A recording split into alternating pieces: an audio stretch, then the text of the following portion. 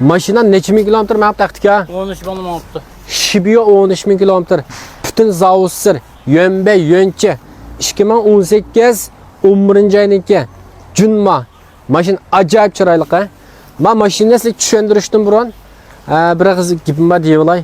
Mashinadagi usqon, nusqa, seplama iqtidor bo'lib qolsa, buncha bunizniki GLB arlangga o'xshash chiqqan mashina. Ko'pinchi qism 90% yerlere o'xshab kesilgan mashina.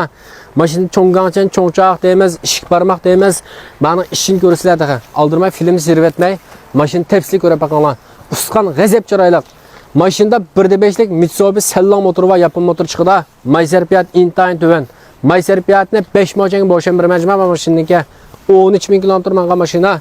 Ehtiyoj va turdirishlar uchir qisang bo'ldi. Ma ishchilari qalanglar. İşçilerim bana acayip chiroyli mashinaniki. Silyolar eta so'yalmagan mashina mana bu. Haqiqiy yangi. Yingshan mo'shu deymiz, Fijidan xud deymiz. Mana bunchalar o'pmoqshadajma AMG o'rindiq. Üstü bütün to'nlik chiqdi. Pulisi 23.800 ko'y. Muqim baha kelishim yo'q. Mashina bank qarz qilish bo'ldi. Mashina muyda yangi. Aqsim intan kengraj maniki. Aqsim bek kengri chiqdi.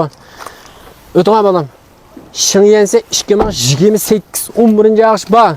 Boşense 2026 11. yağış ba. 23.8 köplik edip alsan bolda. Maşinninki motor kurupka süpet kapalet 30 yıl tekşirtip alsan bolda. 3 yıl emas 30 yıl tekşirtip alsan bolda. Haqiqiy yığın alamaydigan uçur qilinglar. Musabisi 13 ming kilometr ama maşinninki.